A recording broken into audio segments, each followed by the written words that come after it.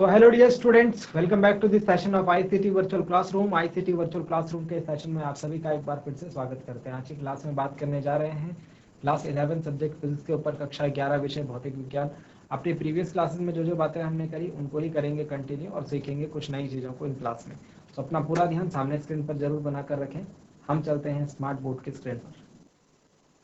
तो चलिए dear students, last class में हमने बात करी थी प्रकृति के मूल बल यानी कि फंडामेंटल फोर्सेस इन नेचर। ये 4 प्रकार के होते हैं, ठीक है।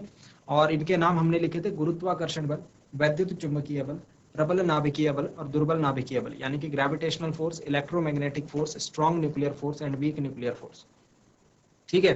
तो अब हमको क्या करना है आज की क्लास में, इनका कंपैरिजन करना है और इनका जो है हर एक फोर्स का क्या काम है ये भी हमको समझना है, ठीक है।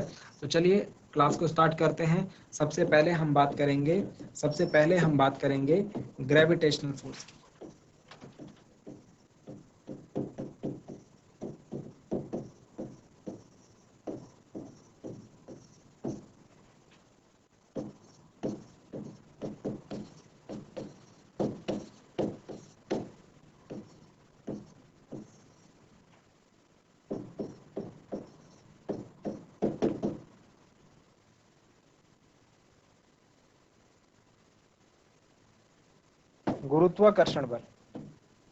गुरुत्वाकर्षण बल आप जानते होंगे, प्रीवियस क्लासेस में हमने इसमें हमारे पास ही चैप्टर था गुरुत्वाकर्षण का, है ना।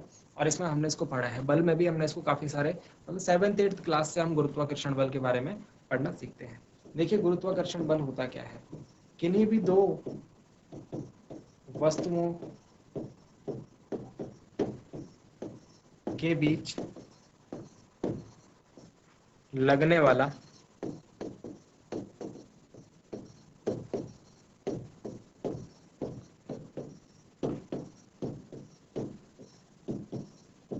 आकर्षण बल, यानी कि सीधी सीधी बात यहाँ पर बता रहा हूं मैं कि आकर्षण बल है, यानी कि फोर्स ऑफ अट्रैक्शन है ये, ठीक है। ये क्या है, सदैव फोर्स ऑफ अट्रैक्शन है, यानी कि किन्हीं भी दो वस्तुओं के बीच लगने वाला आकर्षण बल होगा गुरुत्वाकर्षण बल। फिर दूसरी चीज, माध्यम, यहाँ पर मीडियम जो है, मीडियम की डिपेंडेंसी यहाँ पर नहीं रहती है, माध्यम पर निर्भर नहीं। इससे मतलब नहीं है कि उन दोनों वस्तुओं के बीच में वायु है, वैक्यूम है ना, कोई भी माध्यम है, ठीक। इस पर ये डिपेंड नहीं करेगा कि ग्रेविटेशनल फोर्स की वैल्यू कम ज्यादा हो जाएगी, ठीक। इसके अलावा लंबी दूरी, यानी कि लॉन्ग रेंज का फोर्स होता है, लॉन्ग रेंज का फोर्स होता है, यूनिवर्सल फोर्स है, यानी कि पूरे ब्रह्मांड में ये बल जो है किन्हीं भी दो वस्तुओं के बीच में आरोपित रहता है। किन्हीं भी दो वस्तु, कोई सी भी दो वस्तुएं जो होती हैं एक दूसरे को क्या करती हैं, आकर्षित करती हैं पूरे ब्रह्मांड की। ठीक हो गया। चलिए, और ये 2 पॉइंट्स हमने लिख दिए। मीडियम पर ये निर्भर नहीं करता है, लंबी दूरी का फोर्स होता है। एक पॉइंट और ध्यान रख लें, इसको नोट डाउन कर लें, नोट की फॉर्म में लिखें। प्रकृति के मूल बलों में से दुर्बलतम बल ये होता है, मतलब कि चारों में से सबसे कमजोर बल ये रहेगा, वीकेस्ट फोर्स। तो आपसे पूछा जाएगा प्रकृति के मूल बलों में सबसे ज्यादा वीक कौन सा है, सबसे दुर्बलतम कौन सा है, तो वो है गुरुत्वाकर्षण बल, ग्रेविटेशनल फोर्स। जल्दी से नोट डाउन कर लेंगे इस बात को।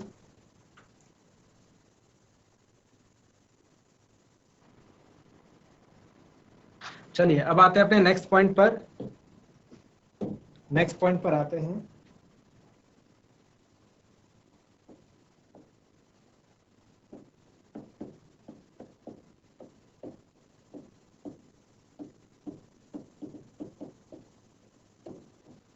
इलेक्ट्रोमैग्नेटिक फोर्स,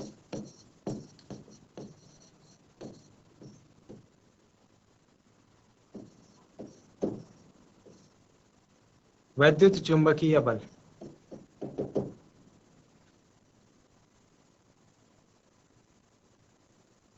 वैद्युत चुंबकीय बल। देखिए वैद्युत चुंबकीय बल जो है वो आवेशों के बीच में लगने वाला, आवेशों की वजह से या फिर आवेश के कारक होते हैं, आप ये बोल सकते हैं। अभी हम आगे आने वाले चैप्टर में इलेक्ट्रोमैग्नेटिज्म के बारे में काफी सारी बातें सीखेंगे, काफी अच्छे तरीके से हम इसको कवर अप करेंगे, ठीक है। तो आवेश इसके कॉज होते हैं, ठीक है। और हम ये बोल सकते हैं कि गतिमान आवेश जो होता है, जो मूविंग चार्ज होता है, उसकी वजह से इलेक्ट्रिक और मैग्नेटिक फील्ड जो है वो बनते हैं, वहां पर हमको इलेक्ट्रोमैग्नेटिक फोर्सेस देखने को मिलते हैं। गतिमान आवेश मतलब कि मूविंग चार्ज, ठीक है। अगर मूविंग चार्ज नहीं होगा, अगर आवेश स्थिर अवस्था में होगा, रेस्ट में होगा, तो हमको इलेक्ट्रोमैग्नेटिज्म देखने को नहीं मिलेगा, क्योंकि वहां पर सिर्फ इलेक्ट्रिक फील्ड रहेगा, मैग्नेटिक फील्ड नहीं रहेगा। इलेक्ट्रोमैग्नेटिक मतलब इलेक्ट्रिक फील्ड और मैग्नेटिक फील्ड दोनों की दोनों वहां पर होने चाहिए। इलेक्ट्रो मैग्नेटिक मतलब होता है electric as well as magnetic. तो दोनों फील्ड जब प्रेजेंट होते हैं वो कब होते हैं, जब चार्ज जो है मूविंग रहता है, ठीक है। इसके बारे में और भी चीजें डिस्कस करेंगे, इसीलिए मैं यहाँ पर आपको सिर्फ इतना इंट्रोडक्शन दे रहा हूँ। तो चार्जेस की वजह से जो हमको फोर्स देखने को मिलता है, जो मूविंग चार्जेस होते हैं उसकी वजह से जो फोर्स देखने को मिलता है वो इलेक्ट्रोमैग्नेटिक फोर्सेस होते हैं, ठीक हो गया। इसके बाद ये लॉन्ग रेंज होते हैं भाई, ये बात ध्यान रखना, ये भी लॉन्ग रेंज फोर्स होते हैं, यानी कि लंबी दूरी में ये काम करते हैं, ठीक। इसके अलावा इनको भी माध्यम की आवश्यकता नहीं होती, ये भी माध्यम पर निर्भर नहीं होते,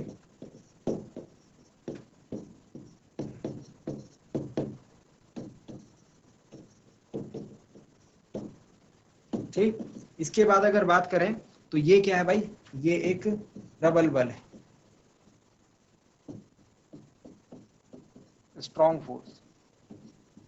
ये चार चीजें इसके बारे में लिख लें, जल्दी से नोट डाउन करेंगे इन पॉइंट्स को। इलेक्ट्रोमैग्नेटिक फोर्स, वैद्युत चुंबकीय बल।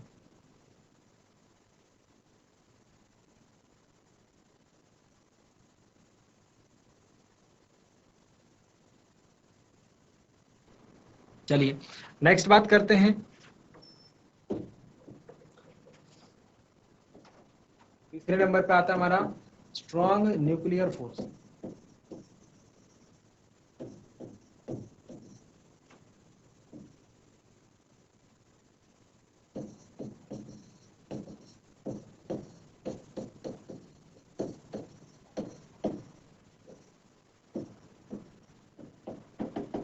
प्रबल नाभिकीय बल,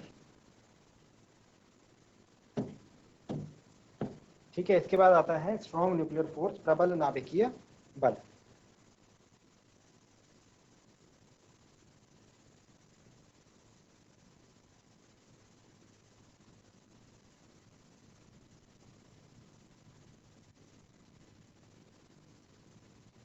चलिए, तो जैसे इसके नाम से हमको पता लग रहा है, नाभिक, नाभिक के अंदर लगने वाला बल है, ठीक है। तो फर्स्ट पॉइंट तो इसमें ये आएगा,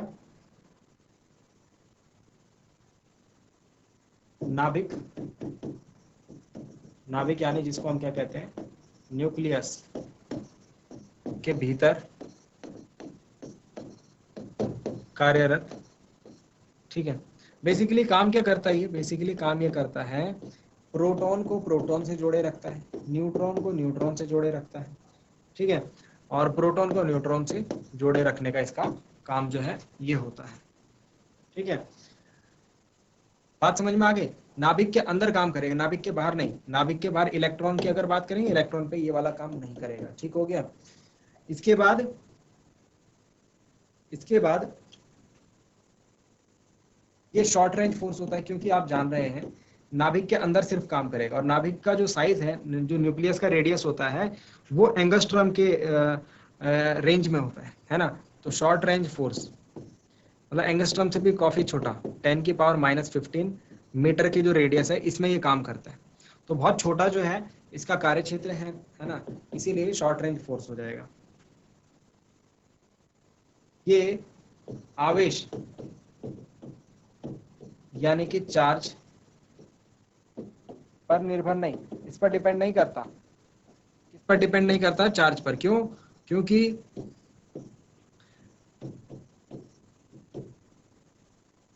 नाभिक के अंदर ये सिर्फ काम कर रहा है, इसलिए चार्ज पर जो है इसकी डिपेंडेंसी नहीं होती है। ठीक है, ऐसा नहीं होगा कि प्रोटॉन पॉजिटिव चार्ज है, न्यूट्रॉन के ऊपर कोई चार्ज ही नहीं है। न्यूट्रॉन न्यूट्रॉन के बीच में भी तो ये लग रहा है ना, न्यूट्रॉन के ऊपर तो कोई चार्ज ही नहीं होता। तो मतलब कि ऐसा नहीं है कि इसका कोई चार्ज से लेना देना है, ऐसा कुछ नहीं है कि स्ट्रॉन्ग न्यूक्लियर फोर्स का आवेश से कुछ लेना देना है। अगर आवेश से कुछ लेना देना होता तो न्यूट्रॉन न्यूट्रॉन के बीच में ही काम करता ही नहीं। ठीक है ना। फिर हम बात करते हैं, ये मैंने आपको बता दिया है। ठीक, और एक लास्ट पॉइंट जो इंपॉर्टेंट आपको लिखना है कि ये प्रबलतम बल है। प्रबलतम बल प्रकृति के मूल बलों में सबसे प्रबलतम बल, मतलब कि स्ट्रॉन्गेस्ट फोर्स जो है नेचर में, वो ये वाला है। इसकी रेंज छोटी है बस, इसीलिए हम इसको देख नहीं पाते, महसूस नहीं कर पाते, बट ये प्रबलतम बल है। नोट डाउन करेंगे इसे।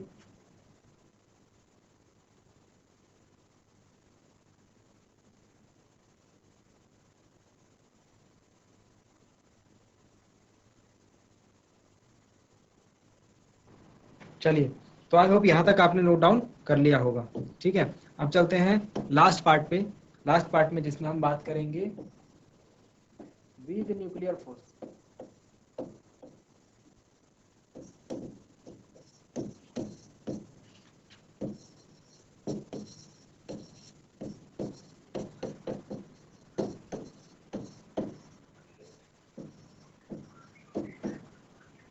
दुर्बल नाभिकीय बल, दुर्बल नाभिकीय बल, दुर्बल नाभिकीय बल के ऊपर बात करेंगे। तो इसके लिए आप ध्यान रखना, इसको मतलब स्टार लगाना है ना। जो ये तीन पहले के तीन जो हमने फोर्सेस देखे, उनमें हमने क्या देखा, उनमें हमने ये देखा कि जो ग्रेविटेशनल फोर्स है वो तो हमारा डेली लाइफ में हम एक्सपीरियंस करते हैं। इलेक्ट्रोस्टैटिक फोर्स को भी हम एक्सपीरियंस करते ही हैं डेली लाइफ में, बस आपको पता नहीं है। तो जब हम उसको पढ़ेंगे, सॉरी इलेक्ट्रोमैग्नेटिक को, तो जब हम उसको पढ़ेंगे तो आपको समझ में आ जाएगा कि हाँ ये भी हमारा डेली लाइफ फोर्स है। दोनों लॉन्ग रेंज फोर्स है और दोनों का सिग्निफिकेंस हम देखते भी हैं लाइफ में। ठीक है, लेकिन जो थर्ड वाला हमने पढ़ा स्ट्रॉन्ग न्यूक्लियर फोर्स, तो न्यूक्लियस को तो हम देख नहीं पाते हैं ना, बहुत छोटा है, न्यूक्लियस के अंदर वो काम करता है। लेकिन ये बात भी हम समझ गए कि ये ऑल टाइम जो है काम करता है, हर समय जो है ये कार्यरत रहता है, न्यूक्लियस को बांधे रखता है। अब ये जो वीक न्यूक्लियर फोर्सेस है ना, इसको मैं इसीलिए यहाँ पर एक बात आपको याद दिला रहा हूँ, ये सारी चीजें याद दिला रहा हूँ कि ये हर टाइम जो है हमको काम करता हुआ नहीं दिखेगा। वीक न्यूक्लियर फोर्स जो है काम करता हुआ नहीं दिखेगा। बीटा डिके की एक घटना होती है, बीटा क्षय की एक घटना होती है, बीटा डिके बोलते हैं इसे। क्या बोलते हैं? Beta decay. तो जब जब बीटा डिके होगा न्यूक्लियस में, तब तब हमको ये फोर्स देखने को मिलेगा। ठीक है, बात समझ में आई है? तो जब जब आपको ये बीटा डिके देखने को मिलेगा, तब तब हमको ये फोर्स देखने को मिलेगा। इसमें होता क्या है बीटा डिके में, न्यूट्रिनो जो है, न्यूट्रिनो न्यूट्रिनो न्यूट्रिनो किसको बोलते हैं भाई? न्यूट्रॉन और प्रोटॉन, जो हमारे जो न्यूक्लियस के अंदर रहते हैं, न्यूट्रॉन और प्रोटॉन्स, है ना। तो न्यूट्रिनो जो है, जब ये कुछ अलग कणों में, जिनको हम बीटा कण बोलते हैं, जब ये इनमें टूट जाता है या फिर उनको इसका उनके साथ इंटरेक्शन हो जाता है, ये बोल सकते हैं, क्रिया बोल सकते हैं, परस्पर क्रिया हो जाती है, तो वहां पर हमको बीटा क्षय देखने को मिलता है। ठीक है, बीटा डिके को हम पढ़ेंगे जब हम रेडियो एक्टिविटी पढ़ेंगे वहां पर। ठीक, तो कहने का मतलब है बीटा क्षय की जब घटना होगी न्यूक्लियस में, तभी हमको वीक न्यूक्लियर फोर्स देखने को मिलेंगे। ठीक है, तो ये क्या हो गया, ये क्या हो गया भाई, ये बताओ इसकी रेंज क्या होगी? इसकी रेंज छोटी हो जाएगी, है ना, क्योंकि ये भी जो है न्यूक्लियस के अंदर काम कर रहा है। ये भी क्या है? शॉर्ट रेंज फोर्स है, कम रेंज का जो है बल है। ठीक है, 10⁻⁻15 मीटर जो है स्ट्रॉन्ग न्यूक्लियर फोर्स काम कर रहा था, लगभग उसी रेंज में जो है ये भी काम करता है। ठीक, और लास्ट बात कर लेते हैं कि इनमें से कौन सा ज्यादा जो है ये किससे ज्यादा शक्तिशाली है। तो ये भी क्या है? ये भी एक स्ट्रॉन्ग फोर्स है, स्ट्रॉन्ग फोर्स है, बट ये स्ट्रॉन्ग फोर्सेस के नंबर पर ये आता है इसके बाद ये आता है इलेक्ट्रोमैग्नेटिक के बाद। ठीक है, तो अब अगर हम क्या करें, अब हम अगर एक सीरीज बनाएं, अब हम एक सीरीज बनाएं, तो सबसे पहले नंबर पर कौन आता है? सबसे पहले नंबर पर जो क्रम है, जो इनका सीरीज है, घटता हुआ क्रम, यानी डिक्रीजिंग ऑर्डर में लगाएं कि कौन सबसे ज्यादा प्रबलतम है, उसके बाद दुर्बलतम कौन सा है। तो बताइए, सबसे ज्यादा प्रबलतम मैंने आपको कौन सा बताया था? सबसे पहले नंबर पर आ रहा है हमारा प्रबल नाभिकीय बल यानी कि स्ट्रॉन्ग न्यूक्लियर फोर्स। याद है हमने बोला था कि ये क्या है, सबसे ज्यादा शक्तिशाली होता है। ठीक है, इसके बाद दूसरे नंबर पर कौन सा आ रहा है? दूसरे नंबर पर आ रहा है हमारा इलेक्ट्रोमैग्नेटिक फोर्स यानी कि वैद्युत चुंबकीय बल। और इससे जो थोड़ा कम है वो कौन सा है? वो है दुर्बल नाभिकीय बल। तो तीसरे नंबर पर आ जाएगा दुर्बल नाभिकीय बल यानी कि वीक न्यूक्लियर फोर्स। और लास्ट नंबर पे आ जाएगा हमारा गुरुत्वाकर्षण बल, जो कि जो है वीकेस्ट फोर्स है नेचर में। अब जब आप इसको पढ़ेंगे तब आपको जो है ये बात समझ में आएगी कि गुरुत्वाकर्षण बल तो सबसे क्या है, वीकेस्ट फोर्स है नेचर में। कैसा फोर्स है भाई? वीकेस्ट फोर्स है ना। लेकिन अगर आप इसे पढ़ेंगे नहीं तो आप जो है इसको बिल्कुल बोल देंगे कि हाँ गुरुत्वाकर्षण बल जो है स्ट्रॉन्गेस्ट है, क्योंकि सब जगह लगता है, हमने इसे पढ़ा भी है पहले, है ना। और जो स्ट्रॉन्गेस्ट फोर्स कौन सा है, प्रबलतम बल कौन सा है प्रकृति में, वो है प्रबल नाभिकीय बल। और दुर्बलतम कौन सा है? गुरुत्वाकर्षण बल। ठीक है, एक और चीज ध्यान रखेंगे जो हमने बोला कि उसमें से ये प्रबल नाभिकीय बल और दुर्बल नाभिकीय बल क्या है, ये शॉर्ट रेंज है।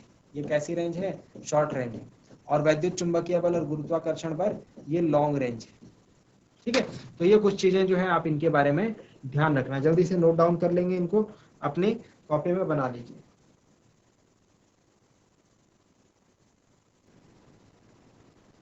चलिए अब हम क्या बात करेंगे, ये चैप्टर 1 में जो मेन चीजें हैं, ठीक है, वो मैंने आपको एक्सप्लेन कर दी है। ठीक है, और बेसिकली चैप्टर 1 से यही सारी चीजें आपको ध्यान में रखनी है। बाकी हमने जो चीजें, आप एक बार बुक को पढ़ के देख लें, ठीक है, उसमें ये बताया गया है कि आपने किस किस साइंटिस्ट ने, किस किस फिजिसिस्ट ने क्या क्या डिस्कवरी करी है और उसकी डिस्कवरी का परिणाम क्या निकला है ना। जैसे हम बात करते हैं कि भाप का इंजन खोजा गया, है ना, स्टीम इंजन। और स्टीम इंजन की जब खोज हुई तो उसके बाद क्या हुआ, उसके बाद रेलगाड़ी का आविष्कार हुआ, है ना। ऐसे ही हम बोलते हैं कि पेट्रोल का इंजन खोजा गया, पेट्रोल और डीजल इंजन। जब पेट्रोल डीजल इंजन बने तो कार, बस, ट्रक, है ना, ये स्कूटर, बाइक, इन सब का जो है इन्वेंशन हुआ, है ना। तो ये सारी चीजें जो हैं ये रिलेटेबल हैं। तो फिजिक्स में हम क्या करते हैं, हम नियमों को ढूंढते हैं, नियमों को पढ़ते हैं, समझते हैं। इलेक्ट्रोमैग्नेटिज्म, है ना, फैराडे को इसका क्रेडिट जाता है, साइंटिस्ट फैराडे को।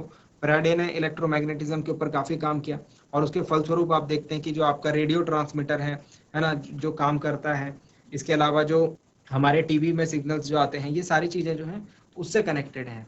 ठीक, तो हम जो भी चीजें देख रहे हैं अपने फिजिक्स में, जो भी डिस्कवरी हो रही है, जो भी चीजें हम पढ़ते हैं, उसके फलस्वरूप जो है हमको कुछ ना कुछ हमारी लाइफ में ईज देखने को मिलता है, हमें कुछ ना कुछ सुविधा उससे होती है। तो इसको आप एक बार पढ़ लेना, है ना, कि क्या क्या इसमें हमने जो चेंजेस हैं वो देखे।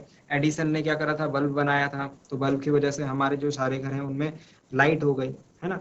तो ये सारी चीजें जो है मैं आपसे चाहूंगा कि आप इसको जो है पढ़ें चैप्टर में, और बुक खोल करके एक बार देखें, तो आप समझ पाएंगे कि अगर मैं इन चीज़ों को यहाँ पर बताने लगूँ तो उसमें हमारा टाइम बहुत जाएगा। और जबकि ये सारी बातें जो हैं हमें याद करने वाली, अगर हम चाहें तो इसको याद कर सकते हैं। ठीक है, बट अब हम नेक्स्ट पोर्शन के ऊपर जा रहे हैं। ठीक है, और नेक्स्ट पोर्शन से हमारी जो क्लास 11th की जो तैयारी है वो अब बिल्कुल एक तरीके से आप ये मान सकते हो कि अब स्टार्ट वो हो जाएगी। ठीक है, चैप्टर नंबर 2 हम इसे कहते हैं यूनिट्स एंड मेजरमेंट। हम इसमें पढ़ते हैं यूनिट्स एंड मेजरमेंट, मात्रक एवं मापन। इस चैप्टर का नाम है मात्रक एवं मापन। तो बहुत ही इंटरेस्टिंग चैप्टर है ना। जहां हम इसे पढ़ेंगे, जहां आप इसमें नई नई चीजें सीखेंगे, तो आप एक्चुअली में फील करेंगे कि आप क्लास 11th में आपके पास काफी इंटरेस्टिंग चीजें हैं, है ना। तो कुछ नई चीजें, कुछ नहीं कहूंगा, मतलब सारी ही नई चीजें आपको इस चैप्टर में देखने को मिलेंगी। स्टार्टिंग से लेकर लास्ट तक इस चैप्टर के ऊपर ग्रिप बनाकर आप रखेंगे तो इस चैप्टर में एक पार्ट आता है यूनिट्स का और एक पार्ट आता है डायमेंशन का। ठीक है, मैं थोड़ा सा आपको आज ओवरव्यू इसका दे देता हूँ, हिंट आपको दे देता हूँ, मतलब इंट्रोडक्शन एक इसका दे देता हूँ। यहाँ पर 2 पार्ट मेजर हैं, unit and dimension. Unit and dimension, जिसको हम कहते हैं मात्रक और विमा। आपको इनका कॉन्सेप्ट समझना है, मात्रक और विमा। मैं आपको बताता हूँ 11th से लेकर 12th तक, 11th से लेकर 12th तक आप अराउंड अराउंड पढ़ेंगे 20 यूनिट। 20 यूनिट मतलब 25 से 30 चैप्टर आपको पढ़ने हैं। 25 से 30 चैप्टर आपको पढ़ने हैं। इसमें अगर हम बात करें तो इसमें आपको नई जो न्यू क्वांटिटीज, नई चीजें देखने को मिलेंगी, नई भौतिक राशियां देखने को मिलेंगी, वो काफी ज्यादा होंगी। और हर एक क्वांटिटी का मात्रक, हर एक क्वांटिटी की विमा आपको याद होनी चाहिए, है ना। हर एक नई राशि का मात्रक, हर एक नई राशि की विमा आपको याद होनी चाहिए। तो जब आप इस चैप्टर को पढ़ेंगे, मात्रक और विमा को, तो अगर आपने इस चैप्टर के ऊपर अच्छे से कमेंट बना ली, तो जब भी मैं आपको नई क्वांटिटी का जिक्र करूंगा किसी आने वाली क्लास में, तो आप उसका मात्रक और विमा जो है खुद से ही लिख देंगे। आप उसका मात्रक और विमा क्या करेंगे, खुद से ही लिख देंगे। तो इसीलिए इस चैप्टर के ऊपर अपनी कमांड बनाएं, मात्रक और मापन को अच्छे तरीके से कवर अप करें, जो भी चीजें हम इसमें बताते हैं उनको ढंग से नोट डाउन करें, सीखें, समझें, तभी जाकर के आप इस चैप्टर के ऊपर कमांड बना पाएंगे। इसमें सबसे पहले हम बात करते हैं एक टॉपिक की, जिसको हम कहते हैं फिजिकल क्वांटिटी, भौतिक राशि। फिजिकल क्वांटिटी, भौतिक राशि।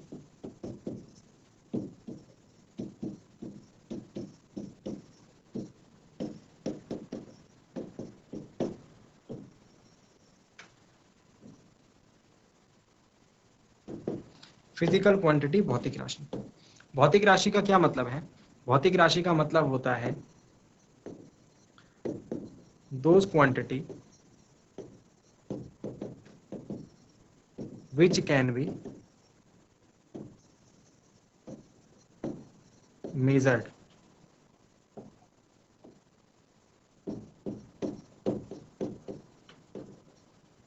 वह राशि जिसे नापा जा सके, जिसे हम क्या कर सकें, नाप सकें। वह राशि जिसे हम नाप सकें, उसको हम क्या कहते हैं, फिजिकल क्वांटिटी कहते हैं। ठीक है, जिसे नापा जा सके। अब इसका एग्जाम्पल देख लेते हैं। एग्जाम्पल क्या है, उदाहरण देखिए। जैसे मैं बोलता हूं आपकी लंबाई क्या है, आपकी लंबाई क्या है, तो आपकी जो लंबाई हो गई वो एक भौतिक राशि हो गई। क्यों? क्योंकि आप अपनी लंबाई को नाप सकते हैं। आप मुझे बता सकते हैं कि सर मेरी लंबाई 170 सेंटीमीटर है, सर मेरी लंबाई 150 सेंटीमीटर है, या आप ये कह सकते हैं मेरी लंबाई 5 फुट 2 इंच है ना। इस तरीके से आप अपनी लंबाई को बता सकते हैं। या फिर मैं आपसे कहूं कि समय कितना हुआ है, टाइम कितना हुआ है ना। लंबाई मतलब हो गया लेंथ, समय मतलब हो गया टाइम। या फिर मैं आपसे कहूं कि टाइम कितना हुआ है, समय कितना हुआ है ना, तो आप कहेंगे सर 5 मिनट हो गए, या फिर आप कहेंगे कि 300 सेकंड हो गए, है ना। या फिर आप ये भी कह सकते हैं कि 1 घंटा हो गया, 2 घंटे हो गए। आपके पेपर के ऊपर लिखा रहता है समय 3 घंटे, है ना। पेपर के ऊपर लिखा रहता है समय 3 घंटे। तो ये क्या है, ये सारी भौतिक राशियां हैं, क्योंकि आप इनको नाप सकते हो। अगर मैंने आपसे बोला 5 मिनट का टाइम देखो, तो आप अपनी घड़ी उठाओगे और 5 मिनट बाद मुझे बता दोगे कि सर 5 मिनट हो गया, आपने उतना समय नाप लिया है। अगर मैं आपसे कहूंगा किसी जमीन की जो लंबाई है वो 18 मीटर है, तो आप क्या करोगे, आप एक फीता लोगे और उससे 18 मीटर नाप करके मुझे बता दोगे कि सर ये जमीन यहाँ से लेकर यहाँ तक है। तो जो भी चीज आप नाप सकें, जिस भी चीज को आप नाप सकें, जिस भी राशि को आप नाप सकें, उसको हम क्या कहते हैं, उसको हम भौतिक राशि कहते हैं। क्वांटिटीज की स्पेलिंग थोड़ा गलत हो गई है यहाँ पर, इसको ठीक कर लीजिए, QUANTITIES। चलिए नोट डाउन करेंगे इसे। तो इससे आगे की बातें हम लोग कल देखेंगे, फिजिकल क्वांटिटीज को आगे और डिस्कस करेंगे। आज के लिए इतना ही। उम्मीद करते हैं आज की क्लास में जो बातें बताई गई वो आपके समझ में आई होंगी और आपने उसमें इंटरेस्ट लिया होगा। घर से एक बार रिवाइज जरूर करें। मिलते हैं अगली क्लास में ऐसे ही किसी इंपॉर्टेंट और इंटरेस्टिंग टॉपिक के साथ। क्लास से जुड़े रहने के लिए आप सभी का बहुत बहुत। तो डियर स्टूडेंट्स, आगे की जानकारी के लिए हम मिलेंगे अपनी अगली क्लास में। आज के लिए इतना ही। क्लास से जुड़ने के लिए आप सभी का बहुत बहुत धन्यवाद। Thank you very much and have a nice day.